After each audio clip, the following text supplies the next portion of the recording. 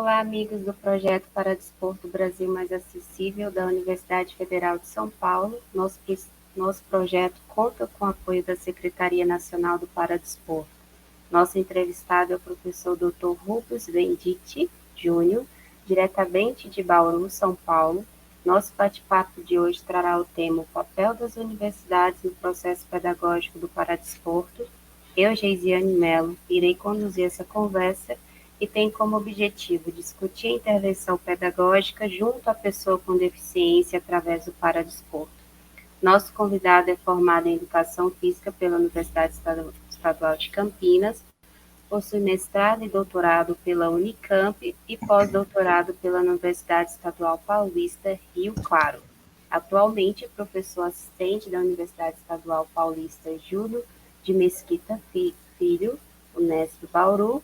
Coordena os projetos de pesquisa e extensão voltada à atividade motora adaptada, psicologia do esporte, do exercício e pedagogia do esporte. Professor Rubens, muito obrigado pelo aceite do nosso convite para essa conversa sobre o paradesporto. Seja muito bem-vindo. Eu que agradeço, Geisiane. Um prazer estar aqui, participar dessa iniciativa. Vou fazer a minha autodescrição. Estou falando aqui do meu laboratório, está um pouquinho de barulho, está acabando a confraternização da aula de hidroginástica, mas eu estou usando óculos, estou com meu fone de ouvido, um headphone, com camisa verde, uma sala aí de aproximadamente 7, 8 metros quadrados. É aqui no laboratório que a gente desenvolve as pesquisas aí voltadas à atividade motora adaptada. Estou com um pouco de cabelo ainda, e cabelo curto, e ainda hoje eu não fiz a barba. Um prazer falar para vocês aí, estou à disposição. Muito obrigada, professor, pela sua presença.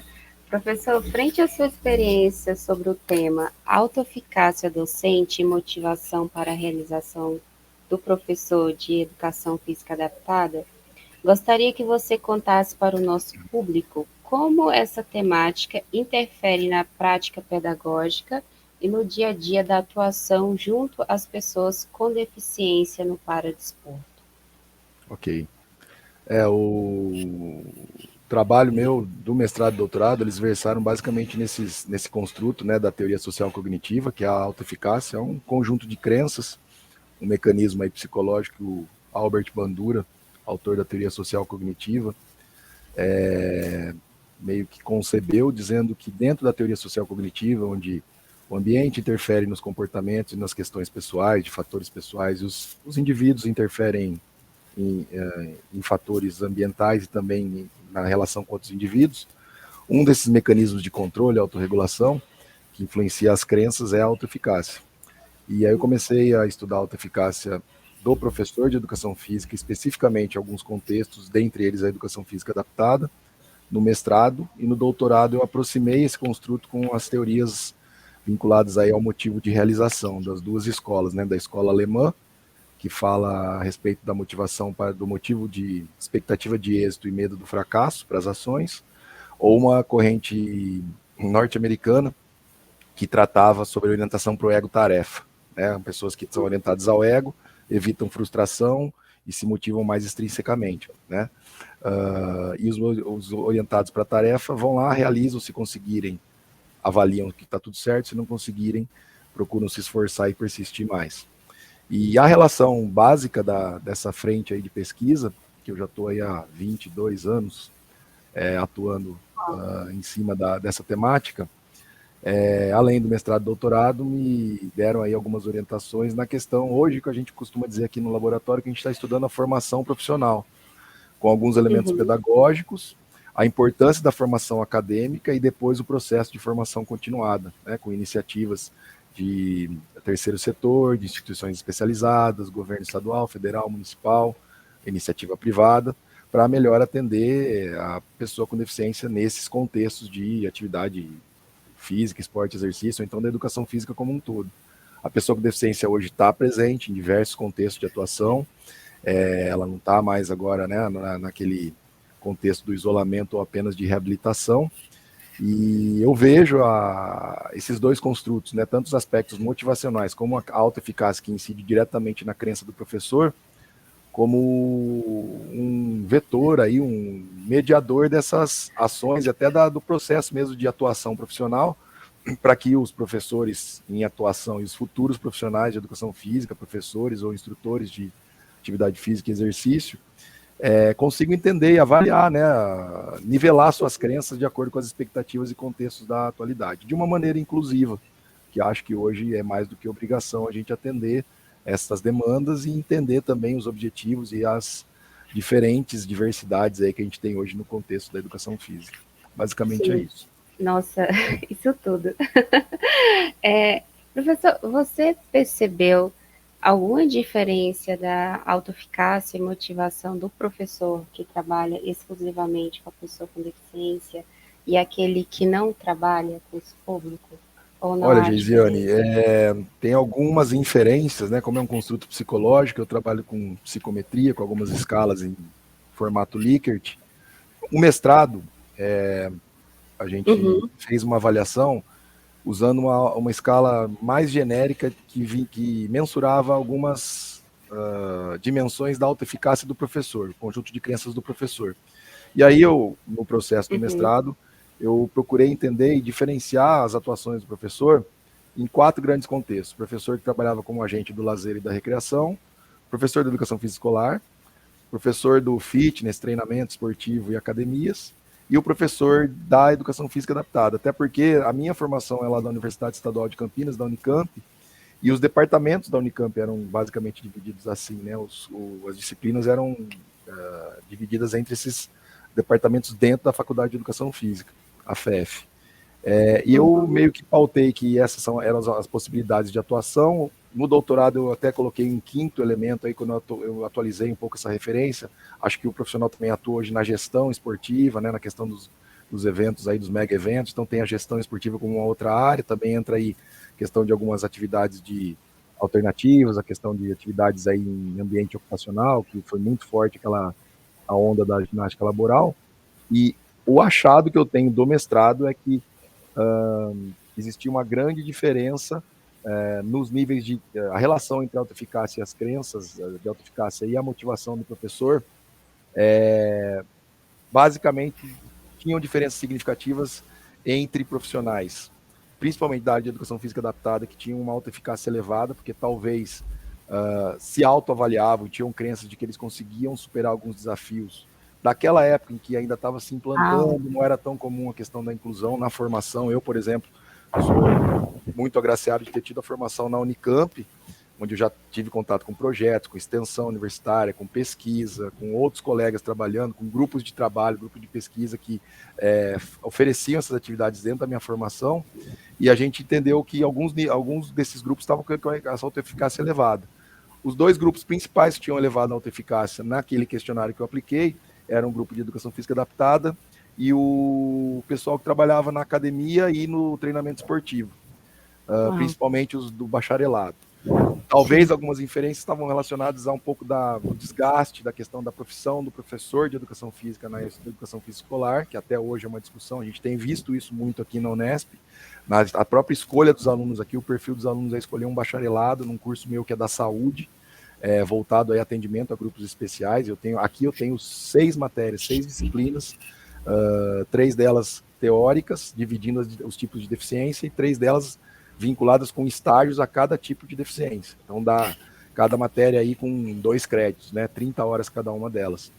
E eu percebo que isso se repete. Então existia um desgaste dessa profissão, e o que eu consegui encontrar no mestrado é que os diferenciais aí eram profissionais de educação física que atuavam na adaptada e no treinamento ou na parte do fitness, das academias.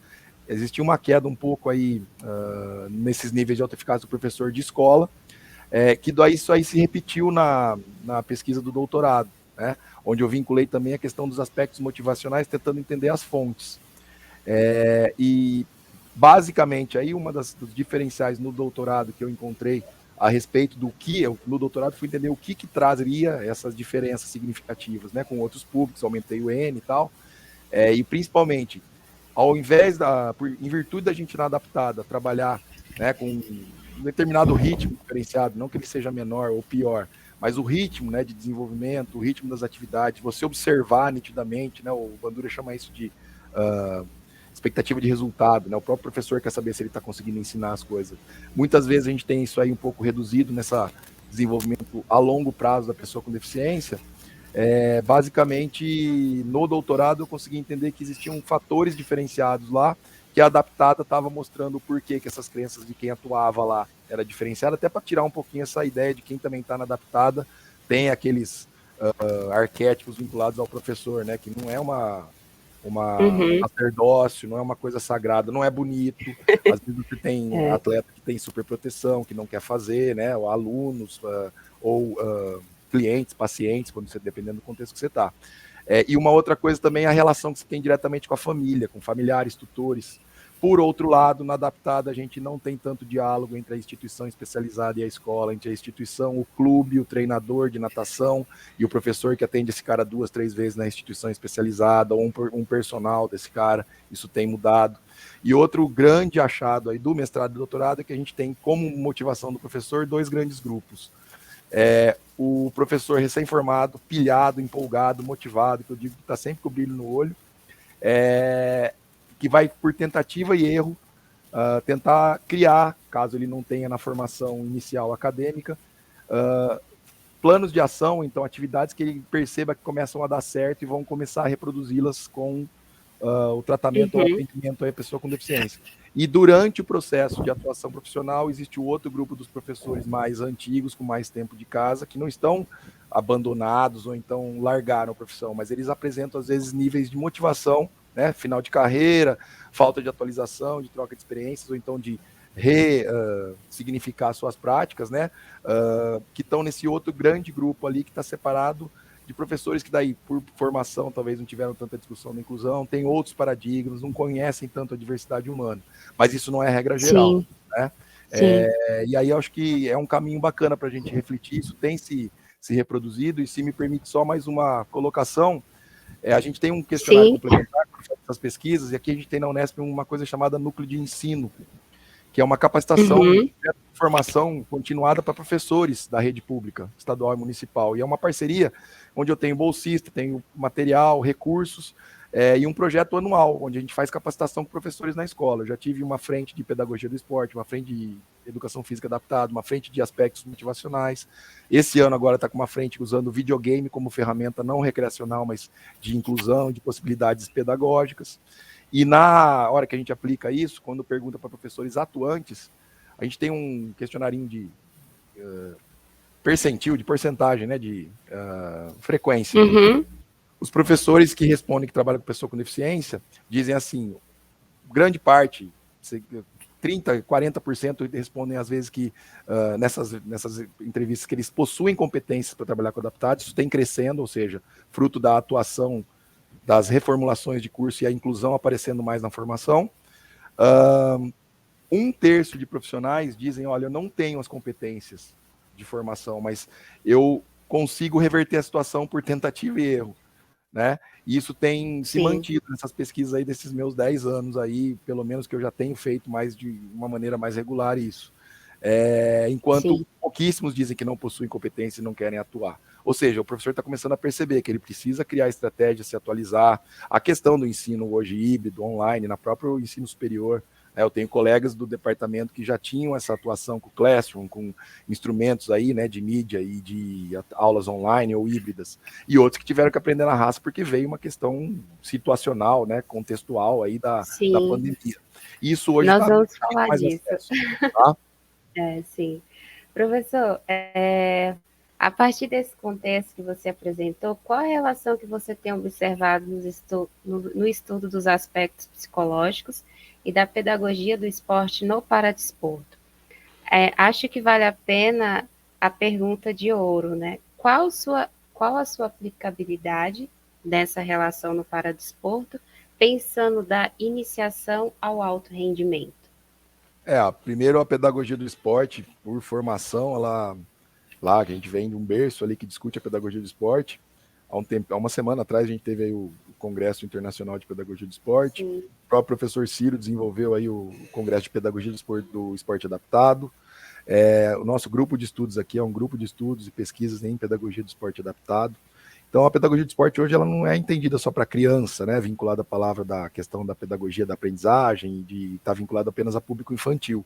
Ela pode ser aplicada no treinamento, no alto rendimento, na reabilitação, no lazer, na escola, pedagogia do esporte escolar, que a gente fala, e para todas as práticas corporais. Não é diferente para o esporte adaptado ou para o esporte que tragam aí adaptações até a gente chegar nas modalidades paralímpicas. E ela pode atender desde a iniciação, com a massificação, com a questão de democratização dessas práticas. Ontem mesmo a gente fez uma capacitação com alunos aqui, com bola de goalball oficial e aquelas adaptações que você faz com saco plástico, né, de saquinhos de supermercado com bolas convencionais da escola. Então, às vezes faz oficinas dessas em ambientes como o SESC, outras instituições aí que fazem atendimento, tem essa relação com a prática, o lazer, a questão da cultura corporal. E a importância básica, né, da pedagogia do esporte é que a relação dela com esses aspectos psicológicos é que sem motivação e sem prazer você não quer repetir. Então, o jogo, a prática esportiva, as práticas corporais, elas trazem um componente de satisfação, de prazer que são explicados pela questão da recompensa, né, de todo o ganho que você tem psicofisiológico aí, de um monte de hormônios, né, de satisfação, prazer. E a história também dos desafios, né? E hoje a pessoa com deficiência também não é o café com leite que faz as coisas, né, de uma maneira mediana. A gente pode oferecer desafios nessas práticas. E aplicando isso desde a iniciação, onde você vai fornecer essas vivências, esse contato com as práticas corporais diversas. Eu não gosto nem de falar só do esporte paralímpico ou adaptado, até o alto rendimento, né, onde você vai especializar e usar aspectos pedagógicos misturados, mesclados aos aspectos psicológicos para você trabalhar com a questão de manter a rotina de treino, especificidades, né, a questão da regularidade, sistematizar isso a curto, médio e longo prazo. A pedagogia do esporte pode resolver e responder bastante coisa aí a respeito desses itens. Sim. Professor, dentro do cenário da universidade, durante o ensino remoto, no contexto pandêmico, quais foram as ferramentas utilizadas no estágio supervisionado de Educação Física Adaptada da Unesp e como essa experiência contribuiu para a formação desses alunos? Olha, Geisiane, eu sou um adepto da prática presencial, né? Foi até um baque aceitar. A gente teve aqui a flexibilidade de cada professor optar por congelar um pouco as práticas, entender o baque que foi. Eu fui um deles. Outros professores, na outra semana, já estavam prontos. Eu tinha contato com as tecnologias, com as ferramentas, mas achei melhor primeiro entender o que estava acontecendo, que foi assustador.